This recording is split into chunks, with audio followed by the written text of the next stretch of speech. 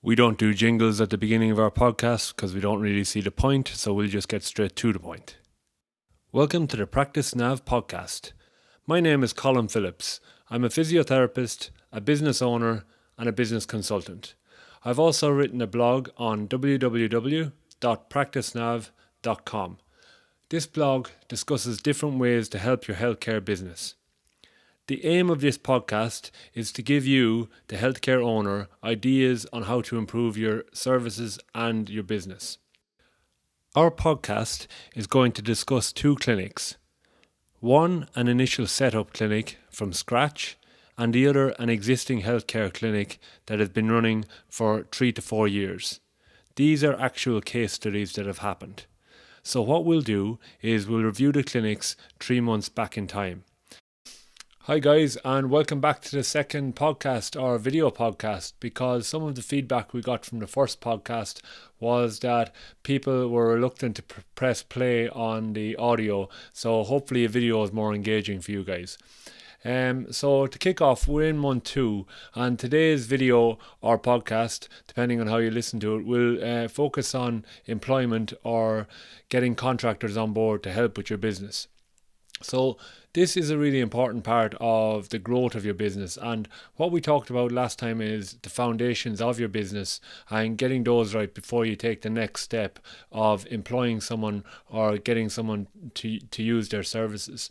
And in today's podcast, what we're going to discuss is, first, we're going to discuss employing a contractor as a practitioner to start off with, and then this is in the initial clinic, startup clinic, and the other one is getting an admin person on board in an already existing clinic, and physios or chiros or osteos, they're just too busy to manage the admin.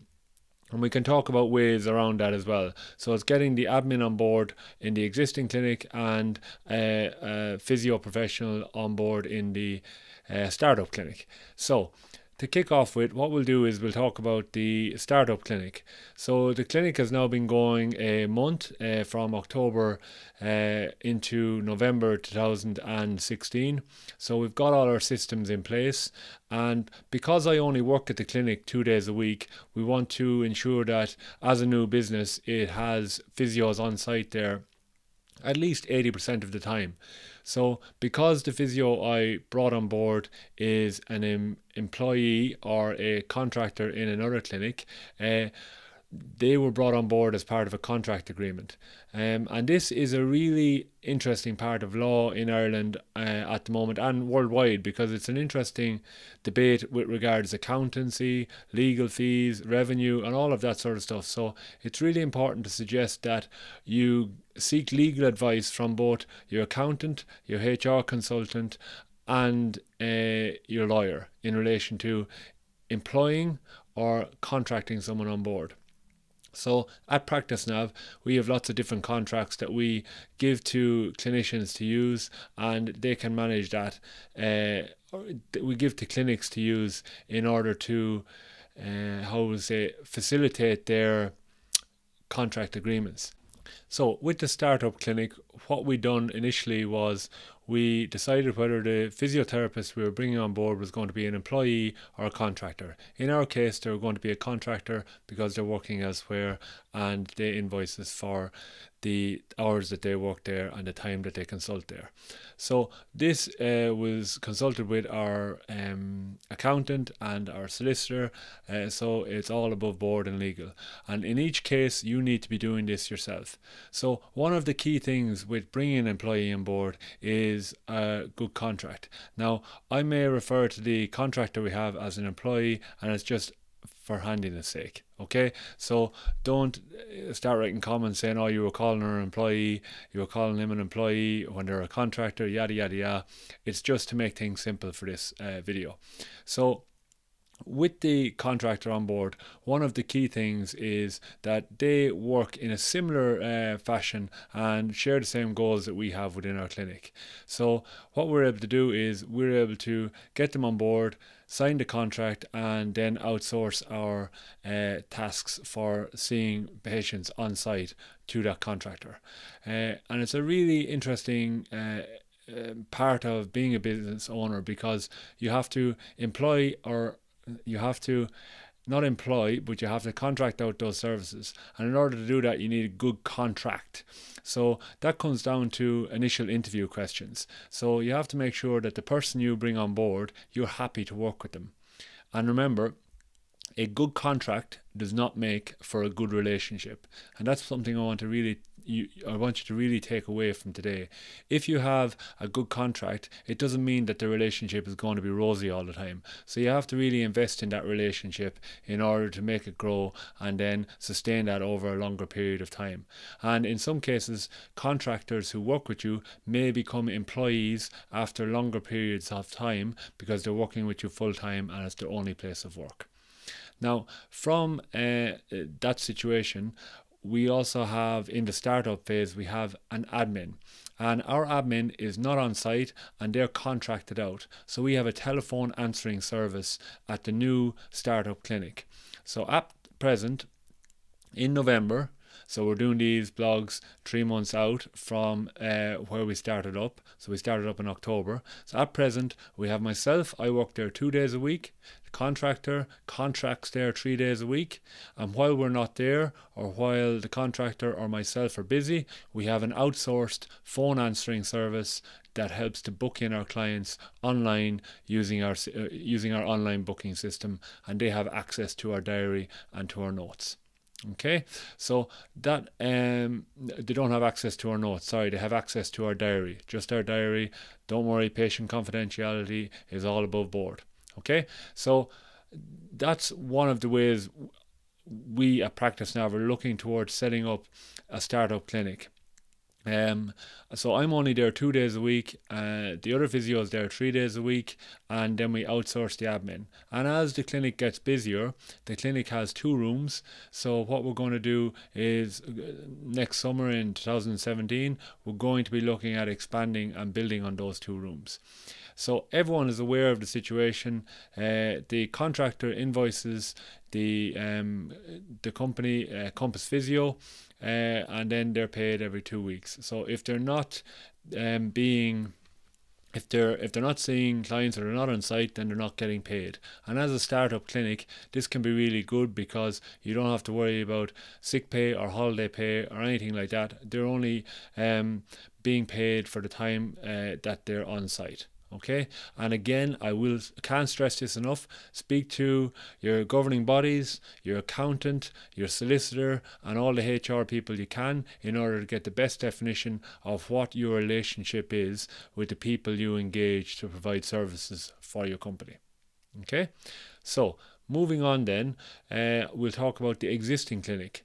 So in the existing clinic that I consult with through PracticeNav, we have 3.5 physios on site at present, and there is a lot of classes with Pilates and that sort of stuff. So at present we're doing about 16 classes of Pilates, with about 16 people in each class on average. So there's a lot of admin involved in this. So what we've done is we've employed a full-time we've employed a part-time permanent position. So again, seeking legal advice, seeking HR advice, seeking advice from an accountant, we have taken on board someone who works 25 hours a week. So they come in at 9:30 and they finish at 3 o'clock. Once they leave the premises, the phone is either on divert to voicemail, or the physio, if they're on site, they will answer it. So the admin person really takes control of answering the emails, making the bookings, processing payments from the previous day, answering any inquiries for the clinic, and just general day-to-day maintenance of the clinic. And some people say, well, you should have your admin person on board first before your clinician, but it's a really big step for a sole trader initially starting off to go ahead and employ an admin person when they're not when they don't have another physio on site. So in my opinion, I would always suggest that to employ a new person at your clinic after you're the first person, it would have to be another clinician. Some people will argue differently and say, well, why not? Why isn't it an admin? I would suggest that you can outsource your admin, which will be a lower cost for you. If you get another clinician on board, they can generate more revenue. An admin person will not generate revenue generally for the clinic. Okay, so when you do get your admin person on board and you're happy with their contract, it is really, really important that they understand the policies and procedures you have at your clinic, they're on board with the training, and they know what is expected of them. So it's just like an initial consultation with a client. What's your expectations from treatment? With the admin person, it's what's your expectations from the clinic when you come to work. Well, we expect you to do X, Y, and Z. If X, Y, and Z is not done, then we have an issue. Okay, so having a really good contract in place is important, and having good, clear policies and procedures in place is important. So that, just refer back to the initial podcast for that. With the having the expectations met, if they're not meeting them, then you can sit down and have regular meetings with them and put systems in place to help them meet these expectations. Okay, so from those two initial, you have your startup person who is employing a clinician, and then the existing clinic who already has an extra clinician, you're looking at employing an admin person. So with both of those situations, it's really, really important to have a good fit for your team. If the person is not on the same page that you are and they don't have the same philosophies for your clinic, then it's not going to work from the start. And no matter how good the contract is, the relationship will break down eventually. Now, I'm not saying you have to try and go out and get a clone of yourself. A lot of therapists will complement each other in different situations. So for me, being a male therapist, it was good to be able to get a female therapist on board at the startup clinic. And you know, female therapists, male therapists, some people prefer to see a male or a female, just depending on the person.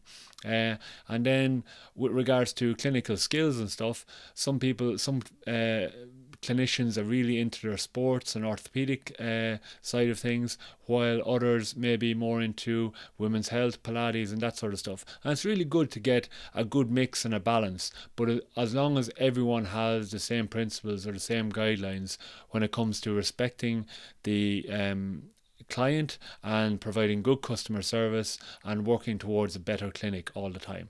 So they're the 2 or 3 main things that we want to take away from today, is getting a good fit for your team. So when it comes to interviews for clinics, I find this really interesting because we get a lot of questions about what sort of interview questions should we ask. For clinical experience, if they have a if they have